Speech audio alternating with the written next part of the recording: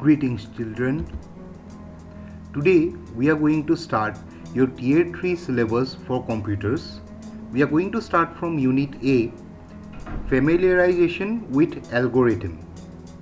I have divided the chapter into two parts. This is the first part of those two parts. This is for class 7. The subject is computers. I am Sibasis Sandilya and I welcome you to today's class. First of all, let us understand what an algorithm is. An algorithm is a step-by-step method for solving a problem or doing a task. For example, you want a glass of water. So the first step will be getting up from your study table, walking to the kitchen. Step 3 will be taking a glass. Step 4, pouring some water into it. And the last step will be drinking the water.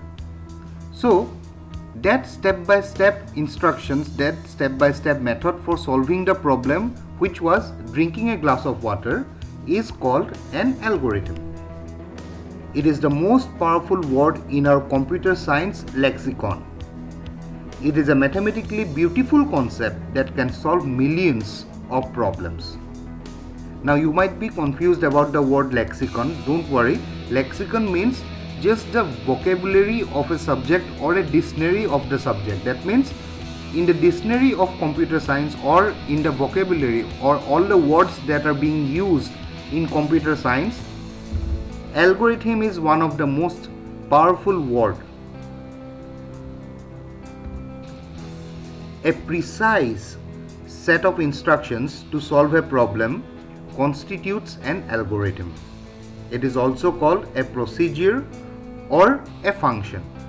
So, if you are asked what are the other names that can be used in place of algorithm, your answer will be a procedure or a function. If you are asked what constitutes an algorithm, you will write a precise set of instructions to solve a problem constitutes an algorithm. And of course, if you are asked what is an algorithm, you will write the first point. An algorithm is a step-by-step method for solving a problem or doing a task. Then you will add the third point, that is a precise set of instructions to solve a problem constitutes an algorithm. And at last you will write down it is also called a procedure or a function. To make a computer do anything, you have to write a computer program. We have learned about computer programs in our last classes, and for writing the program you have to tell the computer step by step exactly what you want it to do. The computer then executes the program following each step mechanically and finally accomplishes the goal. When you are telling the computer what to do, you also get to choose how it is going to do it. That is where the computer algorithms come in. The algorithm is the basic technique used to get the job done. For example, you are going to multiply two numbers. You have to give step-by-step instructions to the computer how to do it.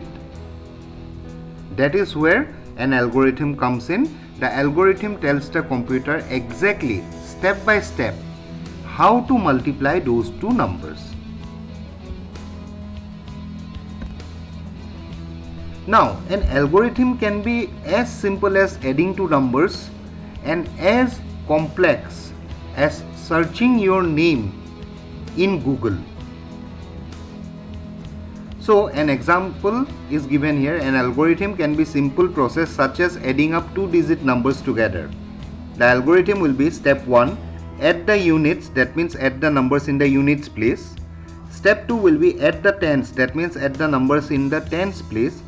And step 3 will be combine the answer, as you can see in the diagram given in the right side of the screen. Now define an algorithm. As I have already explained how you will write it, I am giving you the answer. Pause the video and note down the answer properly.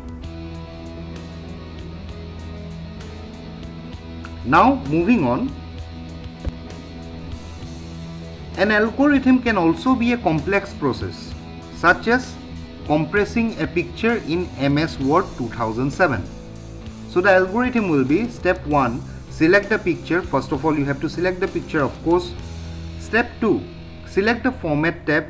I have already taught this when the school was going on. How to compress picture in MS Word, how to insert picture in MS Word and format it. So step 3, click the compress picture command on the adjust group. Step 4, click the target output. Step 5, change the target output.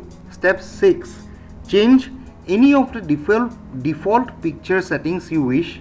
Step 7, click OK on the compression setting dialog box. Step 8, click OK on the compress pictures dialog box. That is how you are going to compress a picture in MS Word, and this is how an algorithm actually works. So till now we have learned what is an algorithm, and there can be different type of algorithms. Some can be very simple, some can be very complex. Now let us understand that there can be different algorithms for the same task. For example, you want to go to drink a glass of water. One example I have already told you in the starting of the class. Another example would be, you keep sitting on your chair, you shout out to your mom that, "Mom, I want a glass of water." Then mom will bring the glass of water to you, and then you will drink. There can be another example where you are sitting on the table, you are shouting to your mom that, "Mom, I want a glass of water." Your mom scolds you back, "Go and get your own glass of water." Then after getting a good scolding, you get up from the chair, go to the kitchen, take up a glass, pour the water, drink the water. So to accomplish the same task, that is drinking a glass of water, there can be different type of ways to accomplish the task. So that different types of algorithm can exist to define one single goal for the computer. Let us take another example from the book to understand it better. Let's understand the algorithm concept with the help of an example. Suppose that you have a friend arriving at the airport, and your friend needs to get from the airport to your house. Here are 4 different algorithms that you might give to your friend for getting to your home. Number 1, the taxi algorithm. Step 1, go to the taxi stand. Step 2, get a taxi. Step 3, give the driver my address, and then the friend will reach my home.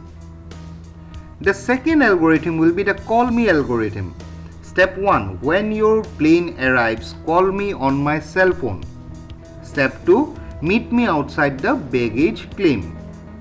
That is another method how my friend can reach my home after arriving in the airport. The third algorithm can be the rent a car algorithm. Number 1, take the shuttle to the rental car place. Step 2, rent a car. Step 3, follow the directions to get to my house.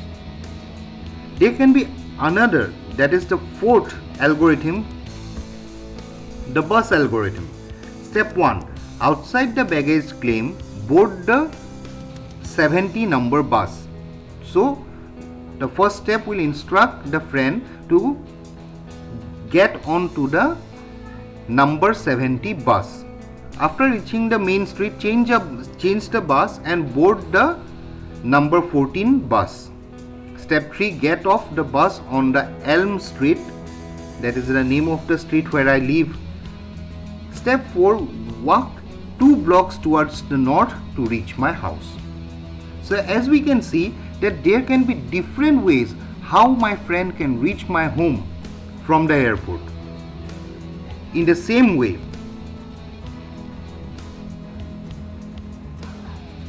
now let us consider this question. One of your friend has arrived at the airport. He has to visit your home. Suggest different options to him for reaching your home. So of course the answers are very obvious. The taxi algorithm, the call me algorithm, the rent a car algorithm, and the bus algorithm. Now, all these 4 algorithms accomplish exactly the same goal, that is reaching my home, but each algorithm does it in a completely different way. Each algorithm also has a different cost and a different travel time. For example, taking the taxi is the most fastest way, but it is also the most expensive. Whereas taking the bus is very less expensive, but it is a whole lot slower. You can choose the algorithm based on the circumstances and your requirements. Today, algorithms are used millions of times every day for a variety of tasks. For example, an algorithm could look at an incoming email to determine if it is a spam mail or a legitimate email from your friend, and discard only the spam messages. As I have already told, nowadays a lot of algorithms are run in a simple task like uploading a picture in your WhatsApp, looking for a name in Google, and so on. Algorithm is named after Muhammad bin Musa al-Khwarizmi, a Persian mathematician of the 9th century. Ada Lovelace is credited as the first person to develop an algorithm for a machine. See, till now what we have discussed, adding numbers, reaching my home from the airport, or you getting scolded by your mom for not getting up from your chair to get a drink of water, all these things were not machine bound. These were just examples of algorithm. But when you instruct a machine, that is a computer, to do something, that algorithm is an algorithm for the machine. And Ada Lovelace is the person who is credited as the first person to develop an algorithm for a machine. Remember these points. This can come as short questions.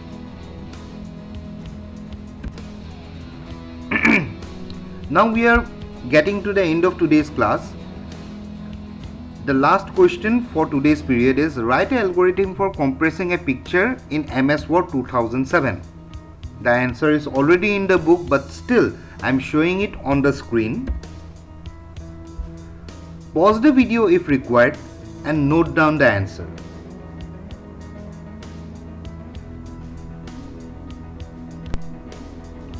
So in this class we have learned about algorithms. We have learned what is an algorithm.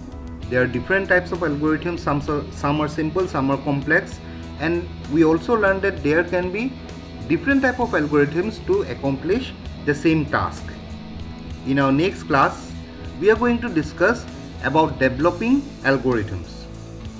At this point, let me remind you once again, please revise carefully several times. Don't wait till the exam date to revise. Start revising from the first day, from the first class. And if you have any doubt, please contact me. You know my WhatsApp number, you know my calling number also. So whenever you feel any doubt, please contact me. With this, I conclude today's class. This is Sivasis Sandilya signing out. Thank you everyone.